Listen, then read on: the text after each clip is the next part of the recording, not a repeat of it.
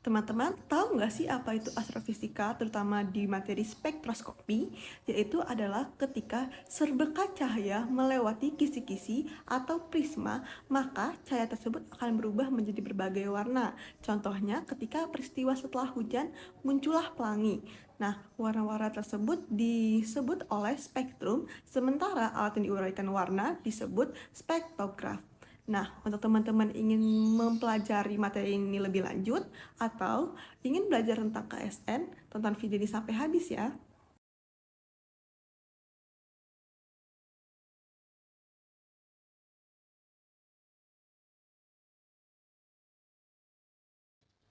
Hai teman-teman, Tabiun. Apa kabar semuanya? Semoga semuanya baik ya. Nama saya Azizah Naila Putri dari SMA Negeri 2 Bandar Lampung.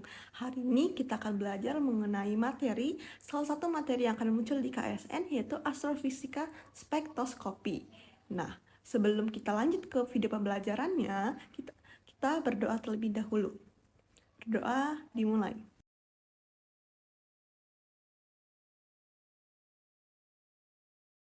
Berdoa selesai. Nah, mari kita masuk ke materi astrofisika spektroskopi. Sudah saya jelaskan tadi, spektroskopi itu akan mempelajari mengenai cahaya yang berubah menjadi warna ketika melewati kisi-kisi atau prisma tersebut. Nah, warna-warna itu disebut spektrum. Yang itu ada berbagai macam jenis yang akan kita pelajari, dan alatnya disebut spektograf. Video ini merupakan lanjutan dari bagian pertamanya. Jika ingin menonton atau mempelajari lebih lanjut, teman-teman bisa menonton bagian pertamanya dulu.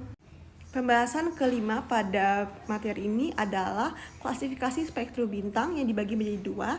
Yang pertama itu klasifikasi spektrum bintang Harvard. Klasifikasi ini melihat dari temperatur permukaan bintang, garis-garis penting pada garis hidrogen, Balmer, garis helium netral, garis besi, H dan K, dan double tari, ionisasi kalsium pada panjang gelombang 396,8 nm dan 393,3 nm dengan G-band disebabkan oleh molekul CH dan beberapa logam yang mempunyai panjang gelombang sekitar 431 nm. Nah, garis kalsium netral pada panjang gelombang 422,7 nm dan garis titanium oksida atau TiO dalam ini menggunakan huruf kapital, yaitu O, strip B, strip A, strip F, strip G, strip K, strip M. Di antara kelas-kelas tersebut masih ada pembagian subkelas. Misal di antara B dan A pada pembagian dalam subkelas BO, B1, B3 atau AO. Angka yang dimulai dari O sampai 9, semakin besar angkanya, maka semakin kecil temperaturnya. Klasifikasi spektrum Harvard ini ada 7 bagian. Yang pertama A, kelas O, itu warna bintangnya biru, temperatur permukaannya 20.000 sampai 35.000. B, kelas B, itu warna bintangnya biru keputih-putihan. Nah, temperatur permukaan sekitar 15.000 K. Yang kelas C atau kelas A itu warna bintangnya putih. Temperatur permukaannya sekitar 9.000 K. Garis spektrum HI sangat kuat pada AO dan mendominasi dibandingkan garis spektrum lain. Lalu garis ini akan melemah. Garis H dan garis K dari CA2 terlihat kuat. H1 mulai tidak terlihat, garis logam netral mulai terlihat. D, kelas keempat itu adalah warna bintang putih kekuning-kuningan. Temperatur permukaan sekitar 7.000, garis HI mulai melemah, garis H dan K dari CA2 mulai terlihat kuat. Banyak terlihat garis logam seperti Fe. Jenis kelima itu adalah gelas G, warna bintangnya kuning, temperatur permukaannya sekitar 5.500 K, garis HI-nya itu sangat lemah. Untuk jenis keenam yaitu kelas K, warna bintang itu adalah kuning ke oranye, temperatur permukaannya sekitar 4.000 K, spektrum didominasi oleh garis logam. Untuk garis terakhir atau garis ketujuh itu adalah gelas M, warna bintang atau warna bintang ini merah, temperatur permukaannya sekitar 3.000 K. Untuk jenis kedua dalam klasifikasi spektrum yaitu adalah klasifikasi spektrum Yerkes. Klasifikasi di atas hanya berdasarkan temperatur. Untuk diklasifikasikan yang lebih presisi, maka perlu diperhitungkan luminositas dari bintang tersebut. Klasifikasi ini diperkenalkan oleh William W. Morgan, Philip C. Keenan, dan Edith Kellman of Yerkes Observation. Klasifikasi ini juga disebut sebagai klasifikasi MK atau Morgan-Keenan. Klasifikasi tersebut adalah A, mahakarsa yang sangat terang, B, LB, mahakarsa yang kurang terang, C 2 raksasa yang terang, D 3 raksasa, E yang keempat sukrakasa, F 5 bintang deret utama. Nah, saat ini klasifikasi bintang dapat dinyatakan menggunakan gabungan antara klasifikasi Harvard dan Yaknes. Jadi dipakai dua-duanya. Misalnya bintang dengan kelas spektrum J2V itu berarti bintang deret utama dengan spektrum kelas J2. Yang terakhir dalam materi ini adalah efek Doppler. Nah, pada tahun 1842, Christian Doppler menunjukkan bila suatu sumber cahaya bergerak mendekati kita, frekuensi menjadi lebih tinggi atau panjang gelombangnya menjadi lebih pendek.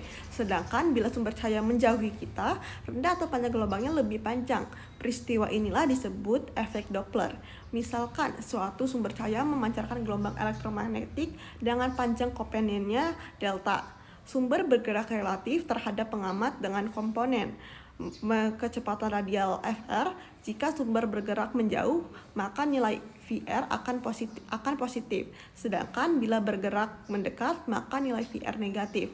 Pengamat akan melihat dengan panjang gelombang sebesar delta lambda per lambda sama dengan akar 1 ditambah VR per C per akar 1 dikurang VR per C, di mana C adalah kecepatan cahaya. Karena VR itu lebih kurang dari C, maka persamaan di atas dapat disederhanakan menjadi delta lambda per lambda sama dengan VR per C. Dengan menggunakan spektrograf, spektrum bintang dapat langsung dipotret bersama dengan spektrum pembandingnya, sehingga kita memperoleh besar pergeseran Dopplernya. Walaupun terjadi pergeseran, namun kita masih dapat mengenali unsur kimia yang memberikan garis vektor tersebut karena pergeseran yang terjadi sangat kecil. Bila VR bernilai negatif, maka spektrum akan mengarah pada panjang gelombang yang lebih pendek, disebut pergeseran biru. Jika VR bernilai positif, maka spektrum akan mengarah pada panjang gelombang yang lebih panjang, disebut pergeseran merah. Sebelum lanjut ke pembahasan, yuk di subscribe channelnya dan di like video-videonya ya. Lanjut ke soal 15. Nah, berapakah kecepatan objek tersebut terhadap matahari? Apakah objek tersebut mendekat atau menjauh? Kalau kita lihat gambarnya, kita bisa menghitung dengan Z per VR per C sama dengan min 1,388 kali 10 min 3 sama dengan VR per C. VR sama dengan min 416,393 km per S. Nah, terlihat karena bullshift ini maka mendekat. Jadi jawaban yang tepat adalah yang E. Mari kita bahas soal ke-16, yaitu dari gambar di atas, objek apakah itu? Nah, untuk jawabannya adalah D. Gambar tersebut adalah galaksi jauh yang ditujukan adalah garis Lyman. Soal ke-17. Nah, pada redshift berapakah objek ini berada? Untuk menghitung redshift kita dapat menghitungnya dengan skala per 100 nm per 12 kotak sama dengan 8,333 nm per kotak. Nah, lambda ops ini sama dengan 600 nm ditambah 7 kotak dikali 8,33 nm per kotak sama dengan 658 333 nm. Z-nya sama dengan lambda OBS dikurang lambda O per lambda O sama dengan 658,333 dikurangi 121,6 per 121,6 sama dengan 4,414. Jawaban yang tepat adalah yang A. Lanjut ke soal ke-18. Berapakah kecepatan objek tersebut terhadap relatif matahari? Apakah objek tersebut mendekat atau menjauh? Oke, karena pilihannya ini tidak ada penjelasan mendekat atau menjauh, maka kita hitung saja kecepatannya, yaitu karena Z itu lebih besar daripada 1, maka Z plus 1 sama dengan, ini sesuai rumus, akar 1 ditambah VR per C per 1 min VR per C. 4,414 sama dengan akar 1 ditambah VR per C per 1 min VR per C. Jadi 280209,125 km per S. Itu bisa kita hitung menggunakan kalkulator ya. Oke. Lanjut ke soal ke-19. Jika persamaan yang digunakan untuk mencari jarak objek tersebut adalah VR sama dengan CD, di mana C adalah konstanta dengan nilai 69 km per S per MPC, berapakah jarak bolek tersebut? Jawabannya itu adalah yang E, 4061 MPC, karena VR-nya adalah 69D, maka D-nya adalah 4061 MPC. Mudah kan?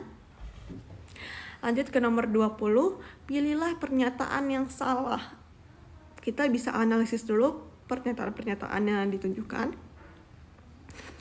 Nah, yang salah itu adalah yang C, karena dalam kelas spektrum yang sama, garis bintang dengan kombinasi kata lebih besar daripada luminitas maharaksa. Itu pernyataannya termasuk salah ya guys. Lanjut ke soal 21, pilihlah mana yang salah.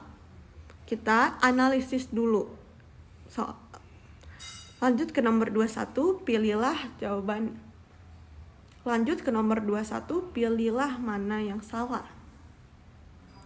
Kita analisis dulu pernyataan yang ada. Ketika kita tidak menganalisis dengan baik, akan ditemukan jawabannya itu adalah C, karena pernyataan C ini adalah salah. Pernyataannya itu adalah absorpsi pada panjang gelombang merah lebih besar daripada absorpsi pada panjang gelombang biru, itu pernyataannya salah. Jadi jawabannya adalah yang C. Lanjut ke soal selanjutnya, yaitu nomor 22.